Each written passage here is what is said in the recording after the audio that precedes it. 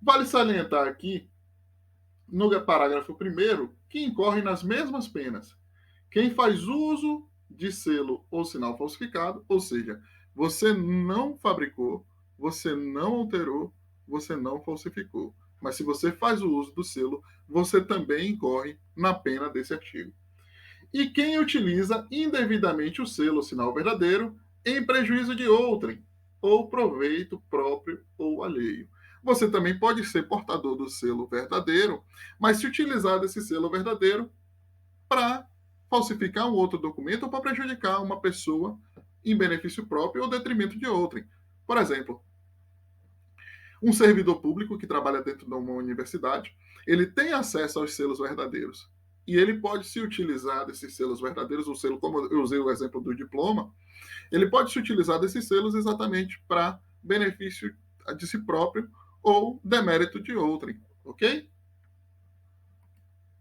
E a gente teria no seu parágrafo 3º, quem altera, falsifica ou faz uso indevido de marcas, logotipos, siglas ou qualquer outros símbolos utilizados ou identificadores de órgãos ou entidades da administração pública, isso é importante, que esse parágrafo foi incluído pela lei, não, esse inciso foi incluído pela lei 9.983 de 2000, né? É importante a gente salientar aqui que enquanto no artigo 293 a dica era ligada às questões tributárias, a questão de arrecadação tributária, aqui nós vamos sempre estar levando em consideração que são órgãos ou entidades da administração pública. Quem seriam os órgãos? União, estados e municípios. Quem seriam as entidades? As autarquias, as fundações públicas e os cartórios. Ok? Aqui, parágrafo 2º. Se o agente é funcionário público e comete crime prevalecendo-se do cargo, aumenta a pena em 1/6. Ok? Então, aí é o servidor público que se utiliza da facilidade do acesso a esse tipo de documento para, de certa forma, estabelecer o crime, se utilizando para benefício próprio ou de outrem, ou para prejuízo de outrem. Ok? A nossa aula vai dar uma pausazinha agora, a gente vai dar um breakzinho e daqui a pouco a gente retorna, ok? Forte abraço.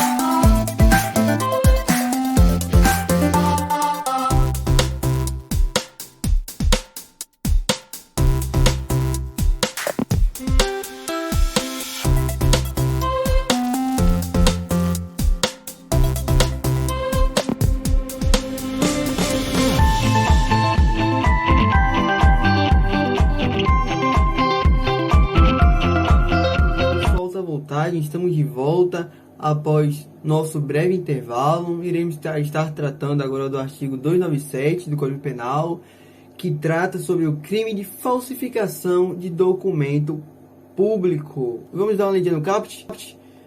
Falsificar no todo em parte documento público ou alterar documento público verdadeiro, pena, reclusão de 2 a 6 anos e multa. Galera, quando se tratar do crime de falsificação de documento público, como o próprio caput informa, essa falsificação pode ser a falsificação de forma integral, quando toda a forma do documento ser alterada ou apenas uma parte deste documento pode ser falsificado, né? Que será a falsificação de forma parcial. Galera, vale destacar que a falsificação grosseira do documento público não irá ser caracterizado como crime, pois se caracteriza um crime impossível. salvo engano, está previsto lá no artigo 17 do Código Penal, dos crimes impossíveis, né? Que fala mais ou menos a parte geral do Código Penal. Agora, galera, uma outra observação. Temos súmulas. Se a falsificação for capaz de enganar, isso é óbvio, né? Vai se caracterizar, sim, o crime do caput. No nosso parágrafo 1º, temos o nosso primeira causa de aumento de pena. A causa de aumento de pena mais comum que ocorre neste crime. E diz o seguinte: se o agente é funcionário público e comete o crime prevalecendo-se do cargo, aumenta-se a pena de sexta parte. Ou seja, o agente, o funcionário público, ele tem que se prevalecer, tem que ocorrer esse nexo, ele tem que se prevalecer da função dele para incorrer este aumento de pena previsto no parágrafo 1º do artigo 297. Em detalhe, por isso que eu vou estar falando um pouco sobre esse detalhe, porque não é qualquer agente, não é qualquer funcionário público que irá incorrer este aumento de pena, pois o policial militar, ele também é um funcionário público.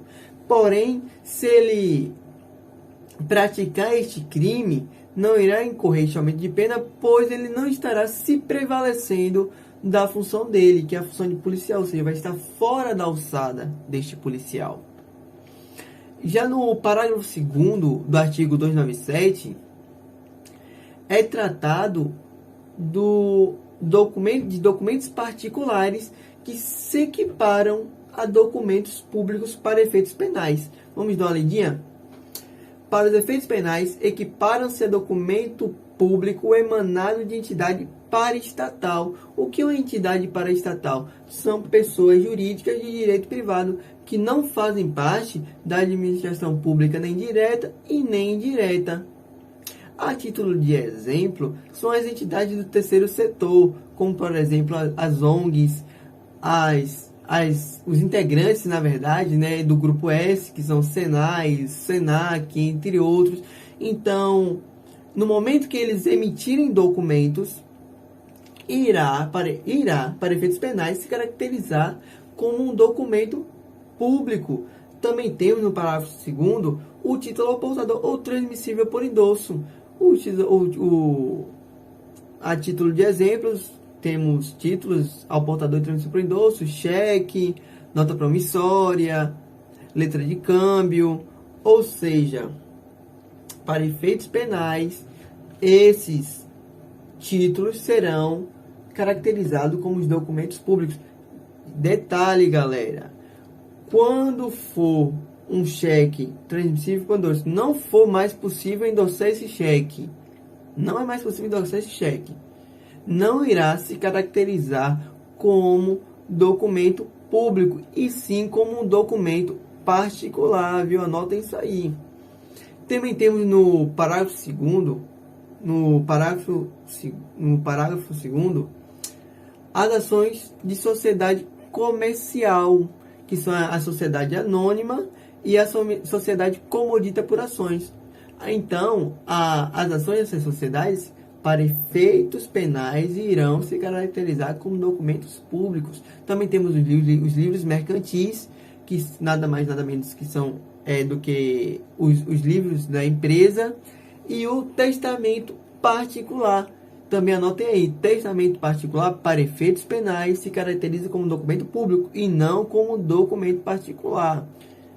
Agora vamos estar dando uma olhadinha no nosso parágrafo 3º do artigo 297, que diz o seguinte: nas mesmas penas incorre quem insere ou faz inserir na folha de pagamento ou em documento de informações que seja destinado a fazer prova perante a Previdência Social, pessoa que não possua a qualidade de segurado obrigatório.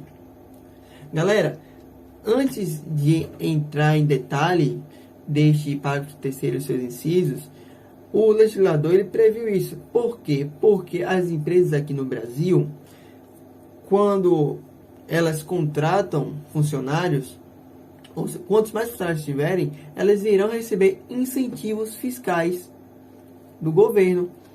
Então, a partir do momento que aqui no inciso 1º do parágrafo 3º, ele trata do pessoal do RH, que inserir na folha de pagamento ou em documento de informações que se destinar a fazer própria previdência social, ou seja, um trabalhador fantasma, um empregado fantasma que não existe naquela empresa, apenas foi atribuído a essa empresa, esse funcionário, para poder receber incentivos fiscais do governo. Já no inciso 2º diz o seguinte: na carteira de trabalho e previdência social do empregado ou em documento que deva produzir efeito perante a Previdência Social, declaração falsa ou diversa da que deveria ter sido escrita. Aqui estamos tratando do empregador. Quando o empregador contrata uma pessoa, ele faz um acordo com aquela pessoa que irá pagar R$3.000 para ela, porém, na CTPS dela estará declarado como ela se ganhasse um salário mínimo. Por que isso acontece aqui no Brasil? Pois já sabemos, né? Porque os tributos, os impostos serão em cima do valor que é pago ao funcionário. A contribuição tanto do funcionário será paga em cima do valor que ele recebe efetivamente na CTPS e o valor que o patrão paga a ele. Ou seja, isso é uma forma de tanto o funcionário quanto o empregador se beneficiarem. E o legislador já previu isso, né?